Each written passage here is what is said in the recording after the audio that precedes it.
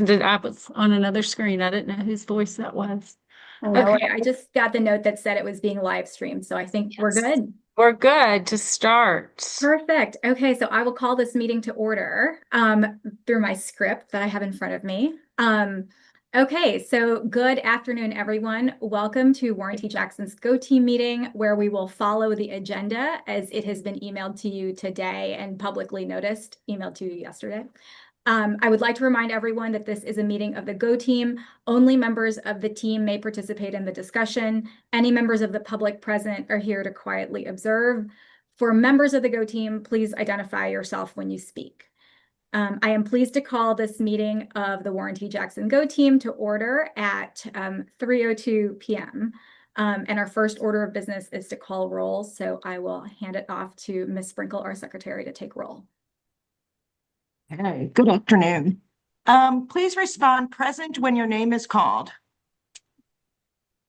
Allison Atwell. Present. Natalie Aid. Present. Jesse Chai. Present. Lauren Jones. 1 minute, Miles. Here. Kim Mackert. Present. Rayleigh Wren. Ben Hill. Ben Hill is here as well as my dog that I'm dog sitting today. So apologies if you hear that in the background. Give me 1 second, Miles. Isabel York. Present. Jill McDougall. Present. Thank you. I'm Okay. gonna get it good. This team will only be able to take official action if a quorum is present. Ms. Sprinkle, is there a quorum present? I think we said that. Yes, there is. Okay, perfect. Okay, so there is a quorum, so we're going to proceed to action items based on the agenda. So the first action item is the approval of the agenda. This was provided to you by Ms. Sprinkle in email, and we can provide a copy if you need it. Are there any changes to the agenda? No. May I have a motion to approve the agenda? Motion to approve now. Now. Second. Thanks, Lauren. All in favor, please say aye so the secretary can record your vote. Aye. Aye. All opposed, please say nay. Any abstentions, please say abstain. Okay, so it has been recorded. We will review and approve the meeting minutes from the last meeting. The minutes have also been provided to you by Ms. Sprinkle. Are there any corrections? If there are no further corrections or no corrections, may I have a motion to approve the previous meeting's minutes? I just have one quick question. When we were voting for the additional 2 members, I know maybe this is just protocol, but it said that we opposed the other people that we didn't vote for. And I'm not sure that I would necessarily oppose the other people, but you know what I'm saying? Like when we voted for one person, it said we opposed everybody else. So didn't love that, but if that's protocol, it's protocol. I am not like a super expert on this, but I believe that's just the way that Robert's Rules of Order is written. I can look into it further if you'd like me to. To be honest, I don't know the answer. Okay. Okay. If there are no further corrections, may I have a motion to approve the previous meeting's minutes? A motion to approve. Okay. May I have a second? Second. Okay. All in favor, please say aye. Aye. Aye. All opposed, please say nay. Any abstentions, please say abstain. Okay, so noted. Okay, so we will now move to discussion items on the agenda. And the first item is the school strategic plan. So I will turn that over to Principal Atwell. Okay, so this is our strategic plan that was originally developed in 21. And each year the Go team has the opportunity to review it and then make changes to it as we see fit. So today we're really just going to kind of go over it. And then in subsequent meetings, we'll have an opportunity to make any changes or additions to it as we go. This strategic plan is got the SMART goals from last year's continuous improvement plan in it, and I'm going to show you this year's in just a minute. But at the top, you can see our mission, then you see the 3 SMART goals. The first 2 are around ELA and the Georgia milestones, and the third one, it was around attendance. The strategic plan is put into 4 different categories: academics, culture, staff, and leaders, and creating a system of support for the school.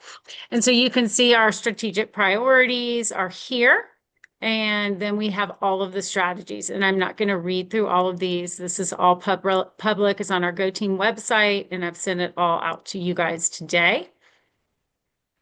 These are the how we prioritized our priorities last year, the ranking from the most important to the one that we felt was the least important of our priorities. The first one is to improve student proficiency and growth in literacy and math with attention to underperforming subgroups, maintain and support dual signature program certifications in IB and STEM, maintain student class sizes as low as possible to prioritize individual student support.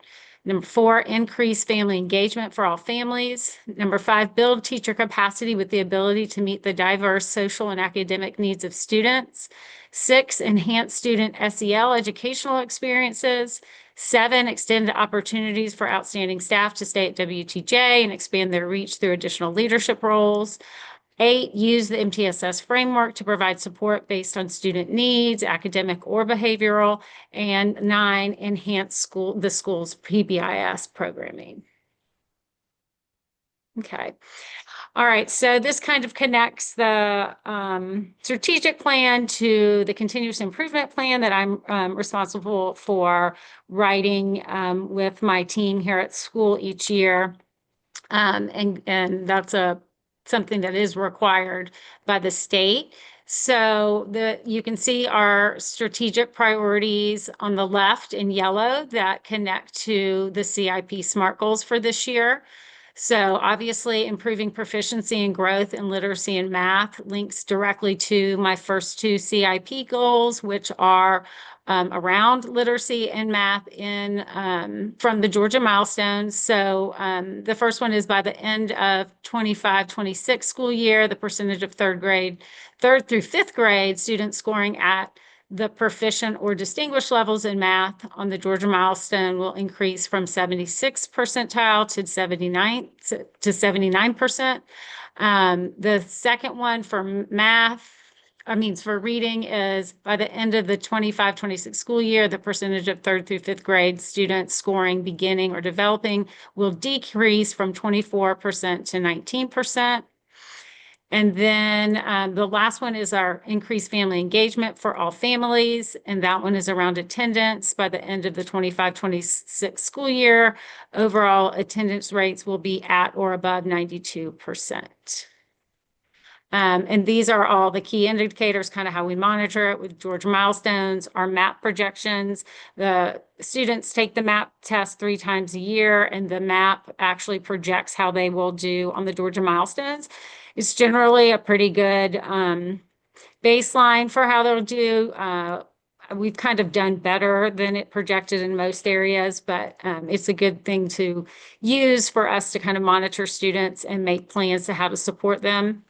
And then we have attendance data, which you guys have access to the public dashboard. And then we have an internal dashboard where I can see, live attendance. I think the public dashboard shows like past years last year's information, where I can see daily live information around our attendance. Okay. Ms. All right. Ella, quick question for you on Yeah. that. Do you Sure. feel that we have an attendance problem? Yeah, we do not. Okay, because I was at the board meeting a couple weeks ago, and I know absenteeism was a big topic, and I just wanted to know if that was something that we dealt with. We do not have an attendance problem, but obviously it did dip for a while, but we met our goal with attendance. Actually, Miss Gleaves, our social worker, she really partnered with some families that had some outstanding attendance issues from the year before, and our attendance we surpassed it. I think we were trying to, I can't remember what it said. But anyway, our attendance was, I think, in over 93 from last year. So it's good. I mean, obviously we want the kids, there's a direct correlation for attendance and student performance. So we want the children here. But when you look at the district, we have really high attendance across the board. I mean, some schools have below 70% attendance rating. So. I don't know if I need to raise my hand for questions or can just jump in too. This is my first Go Team meeting, so I appreciate everyone bearing with me. How does attendance factor in like quote unquote excused absences, like if someone's homesick with the flu? So how is that calculated? Yeah, so the state of Georgia doesn't really look at excused or unexcused we look at it. But the state actually looks at students who have, I think it's over 18 absences. It's higher than I thought, but and that gives us points for our CCRPI. Mm-hmm. Okay, so that's our state chronic absenteeism is what they're focused on. And you earn points that more than 18 days. Yeah, so we are looking to get all the points we can for CCRPI. So attendance 1 is an easy win for us to get those points. So we generally do really well in that area. Okay, I'm gonna go through our Georgia milestone scores and our MAP scores. So I'm gonna go through milestone scores. We're gonna compare 24 and 25. And then we'll also look at MAPS and how that kind of, the projection for MAPS, and then how we did comparatively on the milestones. And I'm going to be showing you MAP scores from spring and fall compared to our milestone scores. So as you can see, we dipped last year in some of our grade levels. Now you have to remember this is comparing 2 different cohorts. So when it says, you have your 3rd graders from 2024, and then you have your 3rd graders from 2025. So we're not looking at the same children when we're looking at this. So you can see that on the milestones in reading, we were at 78% proficiency or above. And in math, we were 75% proficient or above. In 4th grade last year on the reading milestones, we were 74% proficient and above, and in math, 74% proficient and above. And then 5th graders last year were 76% proficient and above, and in math, 77% proficient and above. So, they're similar to what they were the year before, but obviously we prefer not to see a dip, even if it's only by a couple percentage points. Is this data available online that I could look back at past years, like 22, 21, yes. 22, 23? It is available online? The portal I mentioned about this, there's a public portal, so you should be able to find. This is all, I can also send you the direct link to the state of Georgia. It's all public for every single school. Okay, awesome. Thank you. Okay. All right. So, we've talked a lot about subgroups. That's definitely been something that we really focus on. And the district looks at every single subgroups to see how they're performing and growing.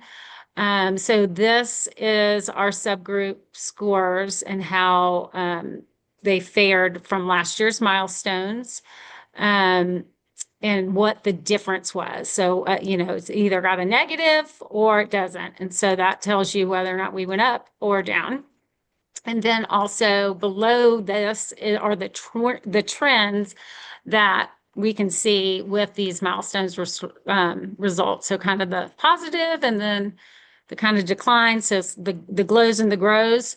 So obviously at the top you have all students proficient or above for ELA and reading. For when you take the 3rd, 4th, and 5th grade all together, we're at 76.2% in ELA and reading. And then in math, we were 75.7%.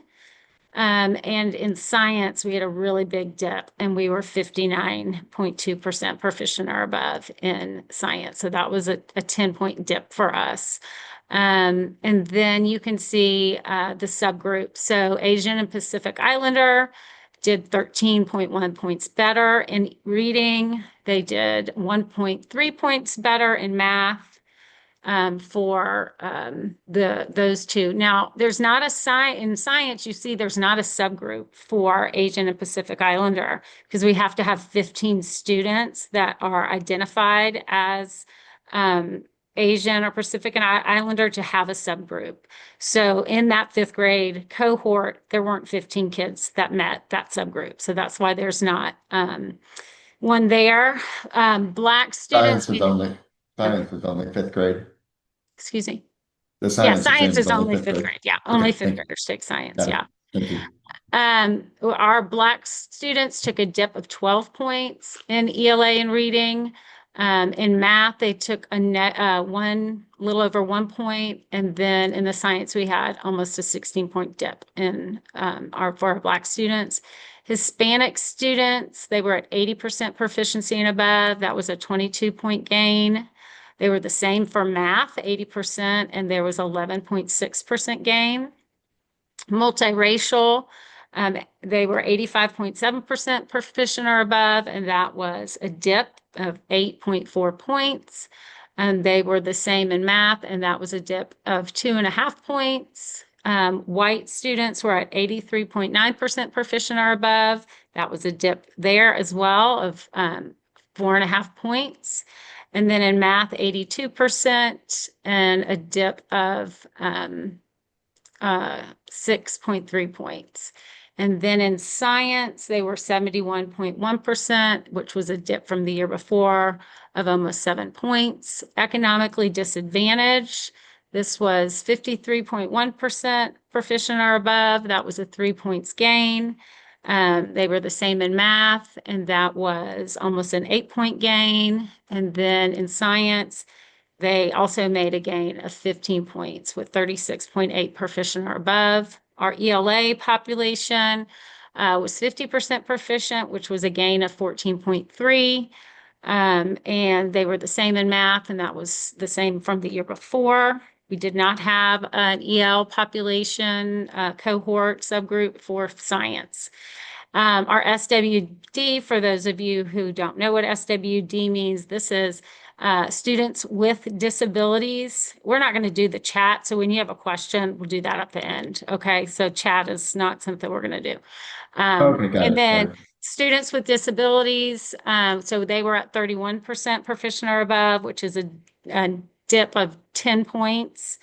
They were 31% in math, which was a dip of 15 points. And then they were 30.8 in science, which was a dip of 21.9 points. So that is the subgroup data from comparing from 24 to 25. So you can see the positive trends here, which were our Hispanic students, great gains in both ELA and math. The EL students and the ED students had growth in ELA and math. And then you had the Asian and Pacific Islanders had good gains. The declines to monitor where we saw dips were with our Black students in ELA, our SWD students in ELA and math and science, and then our white non-Hispanic students dip in both ELA, math, and science. Okay, questions? You had a question, Ben? I was just curious, and I didn't see any comparison to peers or benchmarks across Georgia and the deck, just our school comparison, but I didn't know if schools overall or peer schools or North Atlanta cluster schools. I can try pulling the data too, but if they showed similar trends too, or if we were others improved I haven't looked at their subgroup data, but we are right there kind of with Brandon overall proficiency and above. So when you look at, I can break it down and I can see how we compare to the Midtown cluster and to other North Atlanta schools. So Midtown cluster scores are way higher than North Atlanta's right now. So for us in all of those categories, we're generally right behind Brandon in our test scores. Sometimes we get ahead of Brandon and sometimes we're below them. So, It, but it, I it think was it wasn't around sorry, and I won't ask too many more questions as I learned, but it was more rather where not where we ranked versus others, but more did others show improvement versus last year, or did others also show kind of a decrease over last year? yeah, I haven't dug into their data enough to know. Okay, all right, Yeah. no worries. Thank you. All right. So this is the MAPS and the GMAS subgroup data comparison. So you can see the spring map and then how everybody did on GMAS. So you can see it's a pretty decent indicator of how our kids are going to do. So in the spring, we had 73% proficient above. This is 3rd through 5th grade only. And on the GMAS, we were 76. In math, we were 71% in the spring, and we ended up on the GMAS 76. So overall, right now, MAP is showing us at 72% proficient or above in ELA and reading, and in math, we're at 63%. I feel really good about those numbers, especially the reading at being at 72 already, because last year at this time it wasn't that high from the fall map. So, and I didn't put that on here. I could have. So sorry, I didn't do that. So I feel good about our fall scores right now because they will grow and they'll get better. So I'm feeling pretty good about that. With math, at 63% proficiency is not the greatest with the fall map. However, I do think we have Eureka Math back, and I think that will really help to push our scores higher. And then you can see the subgroup data broken down. I'm not going to read through it all again, but and I sent all of you guys this slide too. And it's also on our public Go Team site as well. So, anybody that's on YouTube watching can look at it as well. Do you have a question, Tanj? I want to say something about, scores last year compared to the year before. Last year was a really bizarre year, as in we had just transferred into our new building. We didn't have a principal to start the year with. There was a lot of new grade levels. We had a transition principal, We had a principal, an assistant principal, and one person. Yes, there was a lot, I think, going on with all, just new grade levels and changes. And then, Allison got the job, and then I think things shifted too, So there's more structure. And I think Jackson's in a really good spot as far as being in administrative hands, where there's more, I think, steadiness. And I think this year, just starting how we did was just much better than where we were a year ago as a staff, if that makes sense. Okay, that makes sense. Now we have a principal, an official principal, I should say. Official, the real principal. Yeah. Not pretend. I'm not pretend anymore. So, our data, if you look at this, really, it's all pretty in line with each other for the most part. You see some dips from the fall map, like in 2 or more multiracial. There's it's down 6 to 67% proficient or above in ELA and reading and in math. So the same for math. But the numbers are all close to what they were previously. So the goal is to push all of these even higher. So where all of these subgroups are in the fall map, we want to push even higher so that we see even more growth when we take milestones and the spring map. Miss Atwell, do you know, last year for Go Team, we elected to bring back accelerated reader. And so I was wondering if we, when academically would we see those gains from using a new type of program, So, accelerated reader is not a curriculum. Mm-hmm. It is just a incentive tool for kids to push them to read. Yeah. So, that is what that does. So hopefully we'll see gains as kids are reading more. And hopefully that'll encourage more pleasure reading for children. So that's kind of the, why I think AR is so important is because, reading and fluently reading builds comprehension skills. And so obviously the milestones is largely about comprehension. And so that is, I'm hoping that we'll see gains by the spring. I mean, even by the winter. But that is obviously we started kind of slow at the beginning, giving kids like goals that are very reachable so that, kids will be excited and celebrate. But I know we have like fifth graders that already have like 600 points, crazy. But anyway, yeah. So hopefully by the spring we'll see it, but definitely I think over time, when we continue doing this, we're going to see a lot of growth. I love to hear that. Yeah. I think Lauren has a question. Yeah, go ahead, Lauren. Hey, so I'm still newer to maps and milestones. But do you feel like that our map scores has been an accurate and like good indicator for us to see how the kids are going to perform on the milestones? Yes, it is. Okay, good. Yeah. Okay. It said that it generally is pretty, you can see from our spring Mhm. map scores to our 25 milestone scores, you can see how close they are.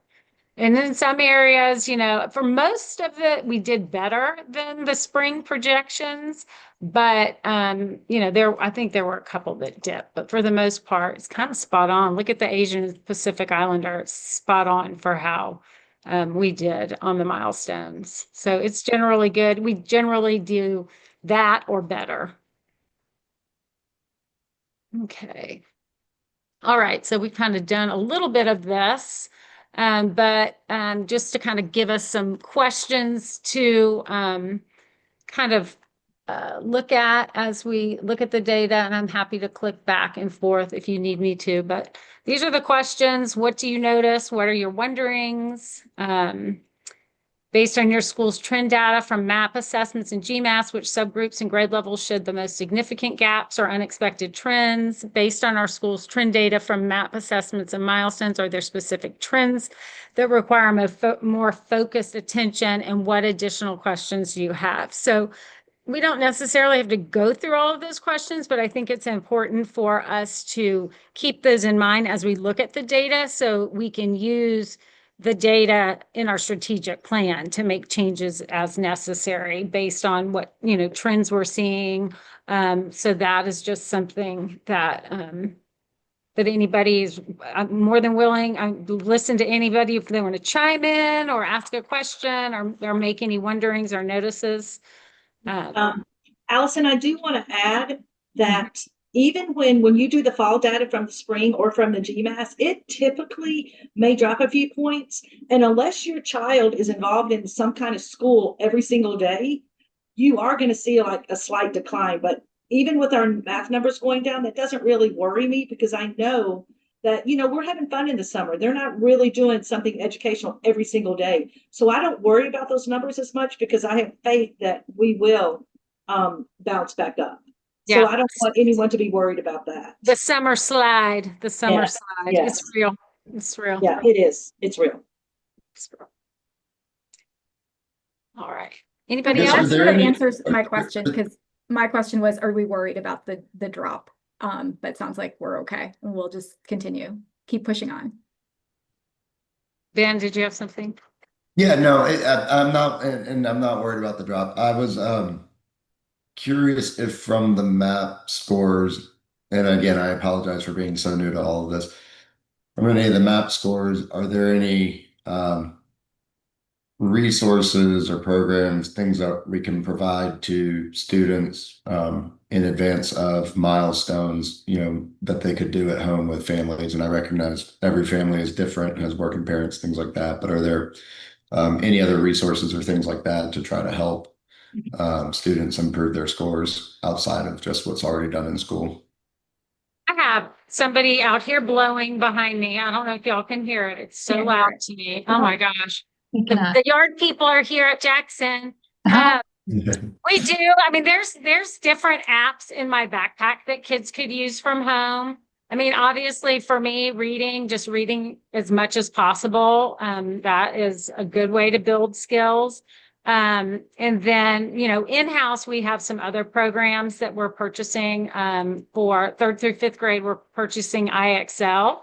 And then for K2, we're purchasing, LexiaCore, and LexiaCore is largely a reading platform or foundational skills for reading platform. So we are purchasing that for K2, but we're also purchasing it for kids in the upper grades that may need it, because they're not reading fluently yet. So we purchased that. And then IXL is got math, ELA, and science. So that will all have some extra skill building things. And so teachers can use it in the classroom. They can assign it for homework. And that will be 3 through 5. Yes, Kim? In addition, for families at home, to your referring to your question, they have Georgia Milestones prep books that are the questions are like the questions on the test. And I have them, for my grade, and we use them when it gets closer to review or in small groups. But you can buy those, and those are available for families. You can get on Amazon and buy them, and there's several different types. But you want the ones that say Georgia Milestones. But and that's really good review, especially because I find it helpful because it's worded a lot like the Milestones is worded. So they're really familiar with, to keep saying it, they're really familiar with the wording, how a question's asked. Absolutely. Okay, thank you. That's very helpful. But we also want to remember that we work them really hard here at school. We try to make it fun, but we work them real hard at school. So, we don't want them to have to go home and do hours upon hours of homework. They get plenty of time for that in middle school and high school. I yes. have a wondering. Yeah. Was somebody else speaking? I'm sorry. No, go ahead, Lauren. Okay. I'm wondering what we could do, or if there's already a plan in place to sort of address the gap or dip from some subgroups in comparison to others. Oh yeah. We are looking at that. We have our EIP teachers that are they pull students that qualify for EIP, but they're also pulling groups based on GMAS scores. And then also those programs that I just mentioned should hopefully also help to address some of those gaps. And then we also will do even more GMAS groups, small groups, as we get closer to the GMAS. We usually start those in January. And we have data meetings where we talk about children's performance. So we are looking closely on those students that aren't getting a level 3 and looking at their MAP scores and the classroom performance. So we do that once a month. We have those data meetings, and we definitely look at students in all of our subgroups. And I think too, don't you have attendance meetings? So when you're like kids who are chronically absent or chronically tardy, maybe we can look at how that might affect how they're performing, because when you're not there, or a student is not there, they're missing instruction. That's important. Yeah. And I'm just curious to see how, we have some subgroup that had tremendous gains, right? So looking at the trends around kind of why those gains, and then comparatively the group that's having some of the more significant gaps, are there some trends maybe around attendance or something else that could be causing those gaps too? So that I would be interested in looking at, if we could find some of those trends, like what Ms. Sprinkle mentioned. Well, there's definitely a trend around attendance, because we looked at that last year with our CCRPI, and we could see that our lowest subgroups that were underperforming were also our subgroups that had lower attendance rates. So, that's why Ms. Gleaves really worked really hard last year to improve that, and worked, with about 20 families that had some chronic absenteeism. So that's something we do. And Ms. Sprinkle mentioned our whole child team. So that's an internal team that meets, I think they meet once a month. And it's made up of administration and social worker, counselor, our MTSS, Ms. Hunt, and they kind of look at students that maybe need some extra support and try to figure out how we can help. And it's a good way to look at not just attendance, but we talk about behavior or, their performance in the classroom. And it's like kind of like a problem solving team that can get together and talk about some things and strategies that, would be important to implement for kids. Because sometimes kids are underperforming because they've got a lot of, they have things going on in their lives and at home, and that has an impact on, when they come to school. Sometimes we get kids that are really sleepy and they have trouble staying awake. And so just having conversations, making sure everybody's aware, and so that everybody can problem solve and help those children and their families as well. So that's another way that we can try to target some of our subgroup students that might be needing extra support. That goes beyond just, instruction. I have a question about new teachers in the grades. How are they prepped compared to teachers that have been, coaching their students for milestones for years? I mean, do they have an older teacher that helps them make sure that their students are prepped properly, or, what's the We protocol? only have 2 brand new teachers. One is second and one is first grade. But Yeah. everybody else is an experienced teacher. So we have meetings twice a week. They're called professional learning communities on Tuesdays and Thursdays. So Tuesdays are dedicated to reading and ELA, and Thursdays are dedicated to math. And all the entire grade level comes, and we plan instruction based on the resources we have in the Georgia Performance Standards. So the standards are kind of the epicenter, and then we look at the resources that we have to see how they are going to help the teach those standards. And if we need other resources to be pulled in, we do that as well. So we do that every Tuesday and Thursday. We also have an instructional coach, Miss Knuckles, who then works with, like, she's very much working with those 2 brand new teachers in first and second grade to help support them as they need it.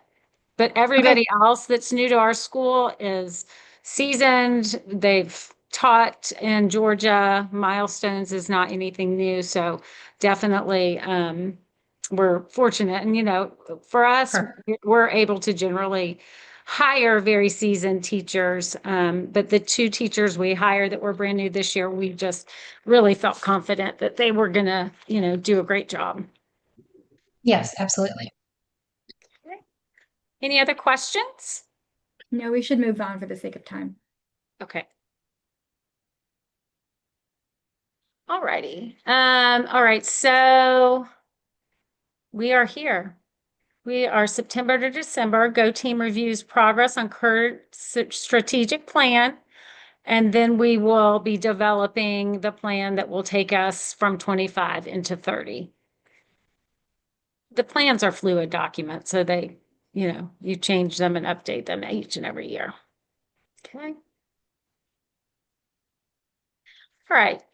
Your turn, Isabel. I'm back. Okay, so next we're going to discuss stakeholder engagement at Jackson. I have a script, so I'm going to go with it. As a charter system, the decisions the Go Team makes shape our school's future, and the best decisions come from hearing the diverse voices within our school community. So when we bring family, students, staff, and community into the work, not just into the audience, we get stronger ideas, better outcomes, and a shared vision we can all stand behind.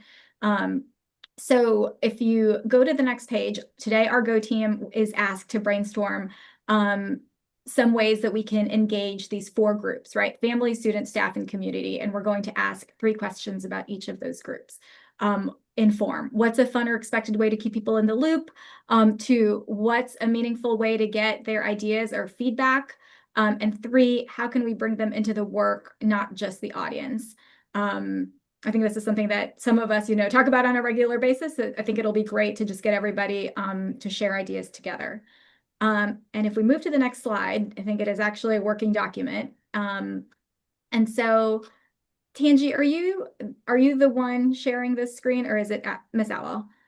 No, Miss Owl, it's you. Do you want to scribe for us, or I can take notes? Is that better? I can take notes and share them for after the call. Okay. You're on mute.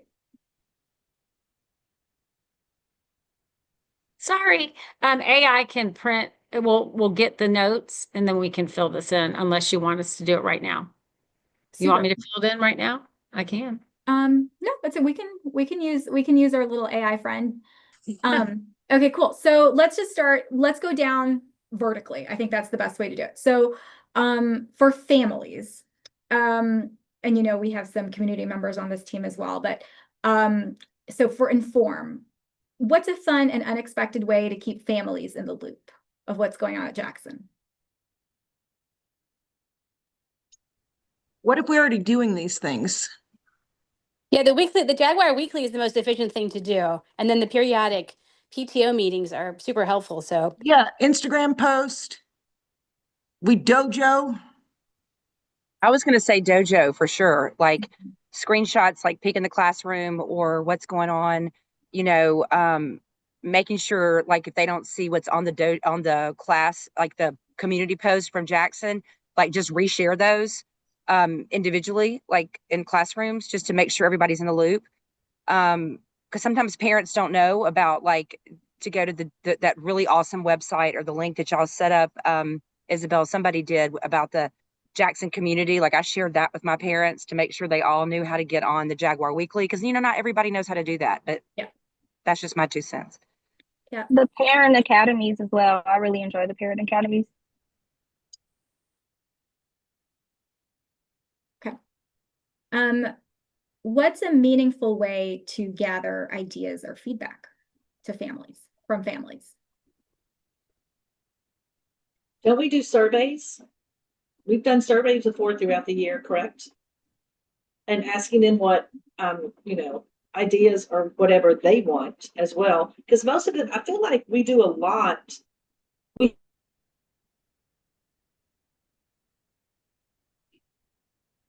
Did you put yourself on mute, Kim? Yes, I was saying we did surveys, but we also provide like with the coffees that we have, the morning meetings that all the parents are invited to. I think that's we're consistent, and they send out, I think Allison and them, whatever the agenda is, gifted, whatever the topic is, they send it out, and it's always posted in multiple places. Mm-hmm. To invite the parents in so they can listen, and then they have, whatever their if they have feedback or if they have questions. Okay. Sure. I don't know if we do this already, but are there any metrics that we track, like when bringing a business lens to this? We track like Net Promoter Score, which is like on a scale of 1 to 10, how likely would you recommend Jackson to someone considering a new elementary school or something like that? And sometimes that's a better way than if you ask parents if they're happy with their school. Of course, they can always be happier, right? Or ask for feedback. Of course, they're going to give you feedback, but it's a way to kind of gauge overall sentiment around the school. I don't know if we do that or have done that in the past. We have not done that consistently, but so in an example, we have this project going on to focus on prospective parents, right? And get more people into the school to do tours and obviously hopefully come into Jackson pre-K or K through elementary school. And we created a survey and sent it out to families of kindergartners and first graders at Jackson to ask them feedback on the tour, what brought them to Jackson, what did something on the tour kind of pique their interest or sell them on the school. And so I think the more that we can get that kind of data, to your point, Ben, I think the more we'll have quantitative and qualitative ways to say, these are the things we need to focus on as we continue to move through those activities. Okay, and then the last one, how can we bring them into the work, not just the audience?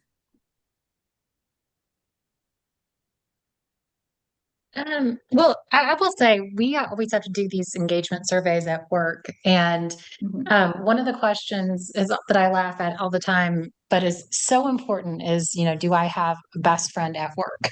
And what I've noticed this year is that we've had more class play dates, at least in my classes. And that's a really good way for parents that want to develop relationships that don't quite have them yet, new families to meet other families, to casually, develop those relationships, because I always think engagement is always easier and people are more engaged when they have other friends, right? Like they're friends with other parents and it's just more of a connection. So that's just my 2 cents. Like, just find different ways to get parents into activities that are outside of the school day, so they can meet and develop those lasting friendships. Makes sense. Okay. I wanted did to think, add on top of that, sorry, Izzy, because for kindergarten, when we started last year, the kindergarten meetups had an organized event at Ready Set Fun, but I don't think we had it for other grades. Like this year, first grade doesn't really have anything. I feel like grade specific also meetups that's age appropriate would be helpful, since we're a small community, and at pickup drop off, you only meet certain people. So aside from that, I feel like that's like a out of school hour way to at least get everyone with similar interests in one big room. and sorry, this is Natalie, to piggyback on that, I love that kindergarten launch party that they have, but then we should have one for each grade. I know it's hard to get the volunteers every year, but we've been trying to continue to do something like that. Just personally, we kind of put some stuff together, or I send out stuff to our second grade, last year first grade moms to get together for lunch. So to Jill's point, everybody feeling connected and feeling welcome and part of it is going to increase their engagement. So I think class parties, as much as group parents are willing to facilitate that. And then secondly, that day of volunteering, if we could have that fall and that spring, one in the spring too, is great. And my daughter said it was the best day of school so far. The parents were coming in and reading and doing crafts, and she loved it. So it benefited. She says, "Yeah, we're in the car." Benefited everybody. Very good. Okay. Also, maybe to piggyback on what Natalie was saying, moving forward and like maybe doing some volunteer type things where we actually do stuff in the community, where I think that would be a good way for us to kind of engage parents. If we have like, I don't know, a Thanksgiving drive and we're actually doing something that impacts the greater community could be another way to kind of engage parents. Okay, that's very good. Thanks for all that feedback. That was just I one think of on our- the families and the work thing too, I think it's I want to be cognizant of Allison's point earlier about not overworking kids at home, but making sure they're aware and it's easy to access some of these tools and they understand how they could do 20 to 30 minutes a week, or 30 minutes to an hour a week of extra work with their students at home too, on things that they're working on in the classroom and so forth. Yeah. Yeah, I mean, my personal opinion, I share that opinion, Ben. I think like it's the more that I hear like what we're doing in Gate or in the classroom, like it's just so interesting, and then we can build those connections outside, and I think that just enriches everything for our students. Okay. Second category of stakeholders is students. So I know a lot of these things sort of probably are replicated across these groups, but is there anything specific for students on the inform, input, and invite?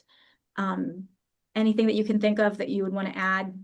A way to keep students in the loop, gather feedback from them?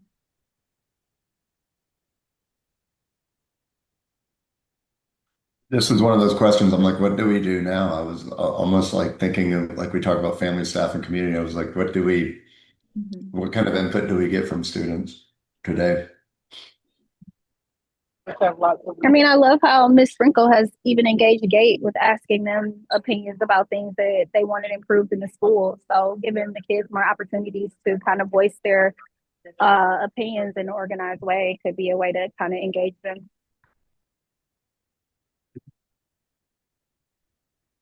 Okay, that's great.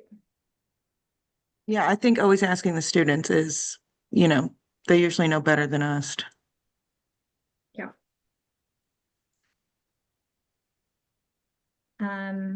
Okay. Any other, so I mean, that sort of covers the input piece, right? And then keeping them in the loop. Not really sure if we had answers for that. But Don't they have a Friday thing where Dr. Cocktail has that the news, yeah, like the news? yeah, Exactly. I think that's great. Yeah. Okay. What about staff? Any other fun ways we can keep our Jackson staff in the loop?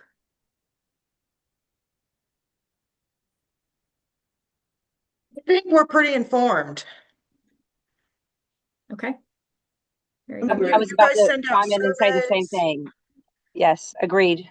Like Yeah. you ask our favorite things. I mean, like you couldn't do like, I feel like the staff is treated very well. Agree. Love that. Okay. Yay. Yay. And then community, just really quickly. And Ben, you might have some things to say on this, but you know, a fun and unexpected way to keep them in the loop, getting feedback from the community and then inviting them into the work. So I think community is a pretty broad definition of who we're getting input from. It's our neighbors around us. I think of community as maybe one thing y'all may have heard, or I'm just kind of getting started and piloting. It's kind of like an alumni outreach and newsletter and community. So like past graduates of Jackson.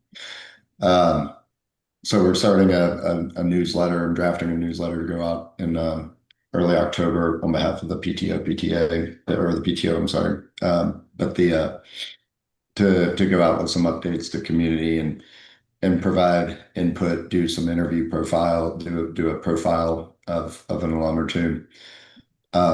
Neighbors and so forth. I think all I've heard is sometimes some parking complaints from people, but I don't know if we get if there's ways to solicit or engage neighbors around how they can get involved with Jackson, or what they would like to know about their neighborhood school. But I'm open to ideas on how we can do that, because it is kind of an alumni / community engagement type program that I'm thinking about, or communication. So I want to share it out to broader community people. I don't think the community neighbors want to get a weekly Jaguar weekly update, but get more of like kind of a quarterly state of the school type update and what we're doing, what we're working on, how you could help, etc. Yeah, I love Make that it idea. I also feel like our electronic signs are underutilized, just for quick updates on stuff. They're so great. They've got so much visibility, and they don't say anything. yeah. Mm. On like a macro scale, I don't know how this would work, but doing something more, you know how we have like Fall Festival for our like Jackson community, like having an event where we open it to our neighborhoods and using social media maybe to get the word out, but sort of opening up our school for people to know like we are a community school, we're a public school, like bring your kids here type thing, but something along the lines of like a fall festival or spring, some type of event that we kind of cater to the broader community may be something that could be beneficial to. Mhm. I think we're definitely opening up Fall Festival to prospective parents, and sharing that on tours as something that they should come and try to attend to, you know, kind of meet people and see our school spirit. So, Great totally idea. on the same page there. I'm sorry. I have one more thing.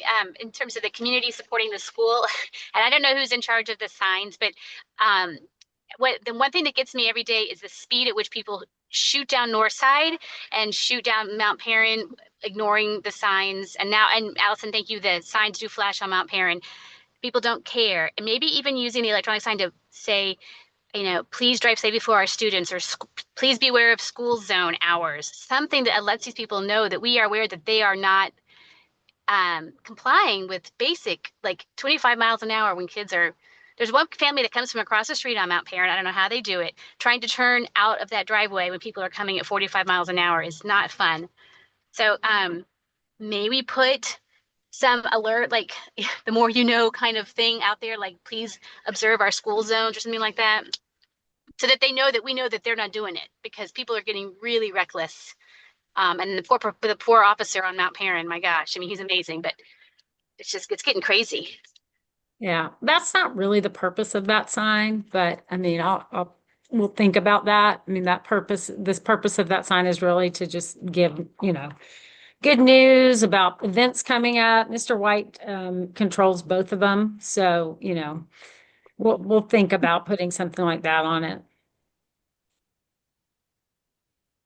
Very good. Okay. Thank you for the feedback. And thank you to our AI friend for transcribing for us. Okay, so to move on, the next piece of the agenda is the principal's report. So Ms. Atwell, I'll turn it back over to you.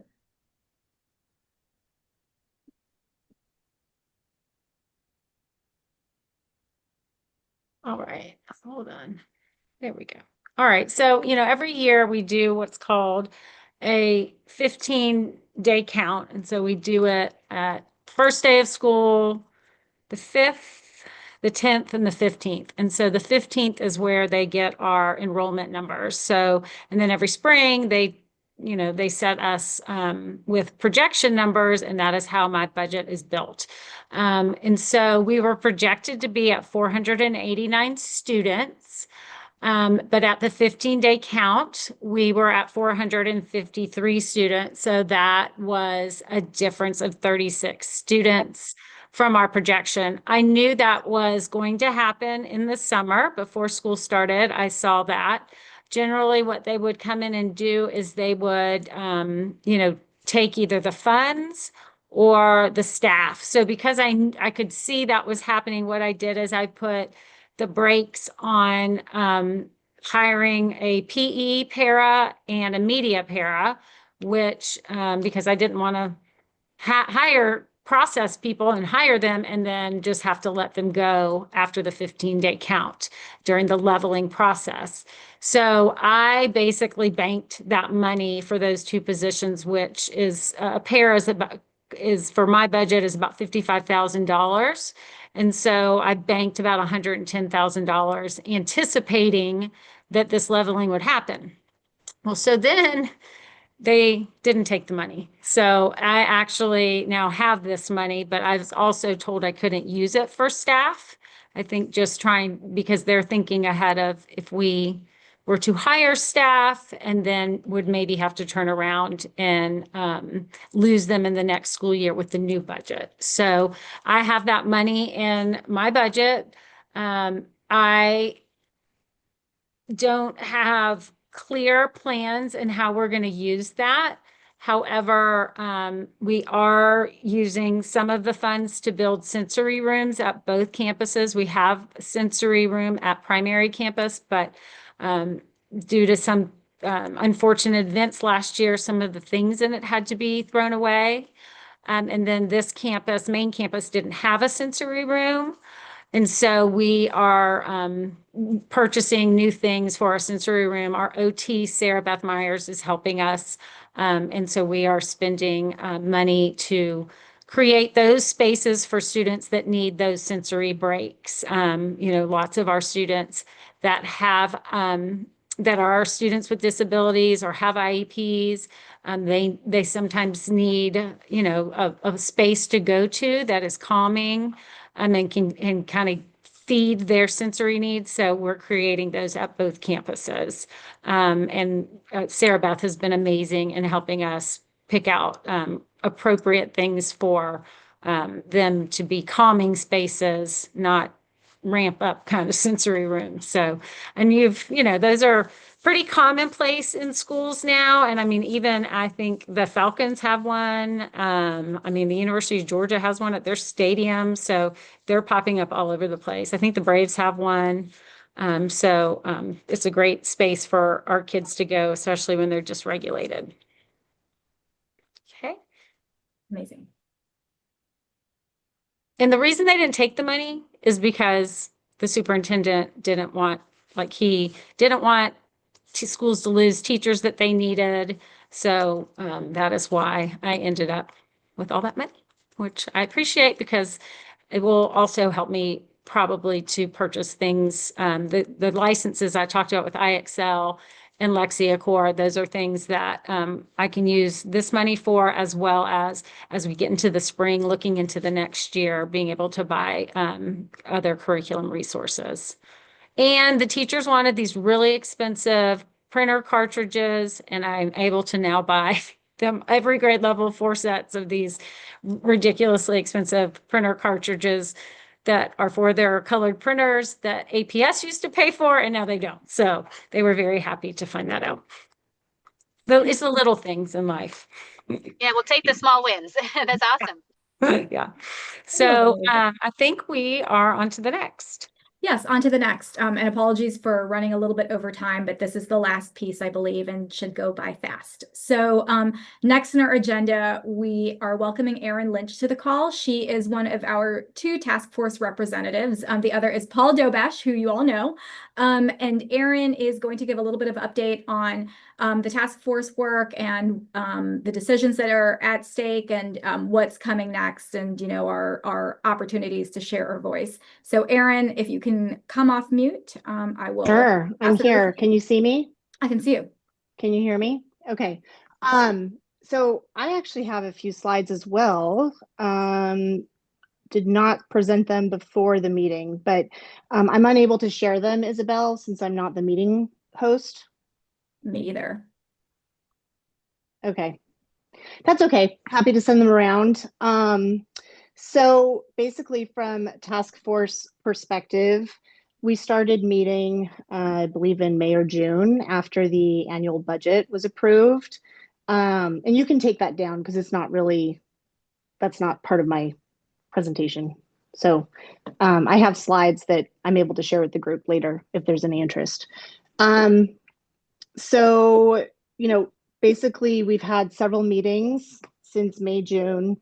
As you all know, there's been a lot of community debate around this issue. It's a sensitive issue. I myself am relatively new to Georgia Public Schools, but I will share that we have a lot of kitchen table discussions at home. We have lifelong school teachers in my family, as including a Georgia public school teacher who has taught in Georgia public schools for over 40 years, now retired, as well as a former Georgia school board member. So this is not something that is entirely new in our household. So something that has been pushed pretty hard by the consultants is enrollment. And yes, enrollment is important. It is what the school board has decided to focus on, but I took a little bit more of a deep dive. And I would really encourage everyone to take a closer look at the APS budget that was approved in May. The APS budget has grown from $657 million in fiscal year 2013 to $1.85 billion as of the approved budget for fiscal year 2026. There's a link to this budget. Happy to send it. It's in my slides. Now, in the most recent survey that was released just on Friday, this came from the consultants to task force members. It should be up on the website. I can also send you a link. APS has shown that there is $672 million of deferred maintenance across the entire district. So don't be fooled that this is just about enrollment in schools. This is very much about numbers, okay? For people who care about budgets and understand organizations, this is an outsized CapEx for repairs. So somewhere along the lines, APS has allowed this deferred maintenance to continue. And now, personally, I think they're blaming it on enrollment and using this as a reason to consolidate schools and programs. Erin, Right. not to cut you off, I think in the interest of time, will you just send those slides out to the Go team? That would be helpful. More than happy to. Thank you. Yes. And then Allison, if you don't mind just going to the 3rd page from where you are now, and we'll maybe just have Erin talk about next steps.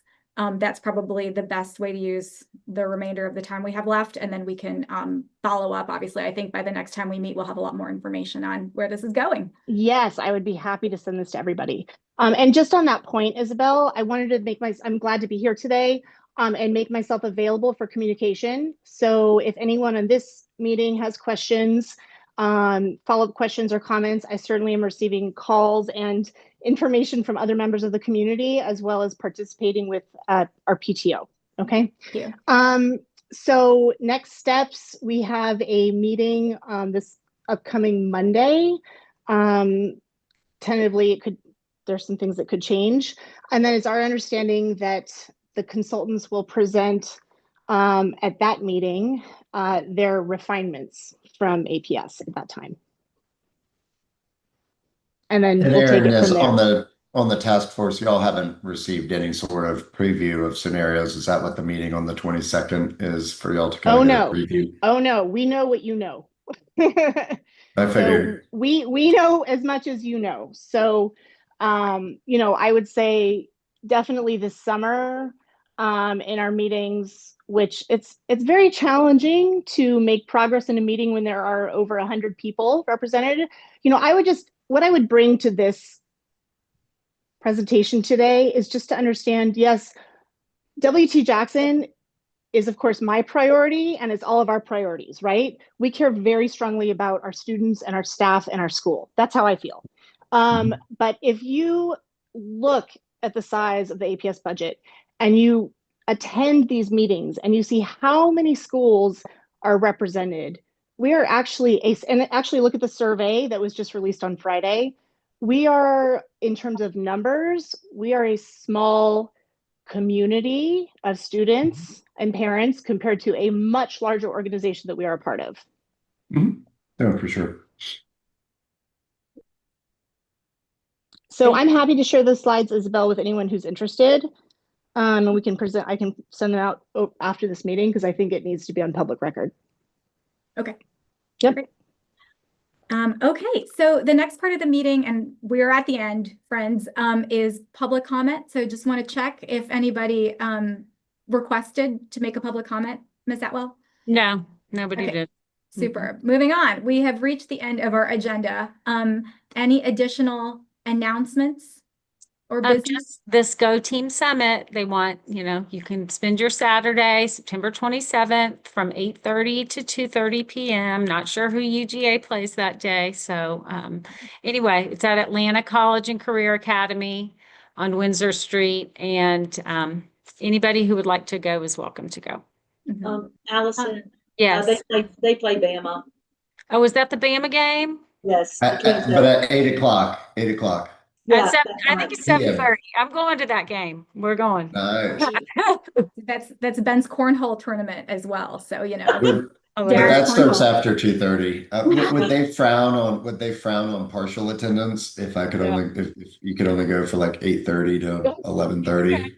Hey, listen, you can go and report back to all of us about how it is. Love that. The other thing I'll say from an announcement standpoint is I think everybody received the Go Team invite to talk about facilities specifically. That was postponed. We don't have a new date, but I'm hoping that comes back up on the calendar after the new scenarios are shared so that we can ask our questions as a Go Team and represent Jackson in that capacity. So, great. I think we have reached the end of our agenda. So may I have a motion to adjourn the meeting? Motion to adjourn. Thanks, Ben. A second? Second. Thank you, Kim. All right, all in favor, please raise your hand. Okay. All opposed? Aye. Jill, are you opposed to adjourning the meeting? Absolutely not. Perfect. Okay. Any abstentions? I'm gonna go with no. All right, so the meeting is adjourned at 4:10. Thank you all for joining, and I'll see you soon. Thank Thanks, you, everyone. Have a great guys. afternoon. Thank you. Bye, all.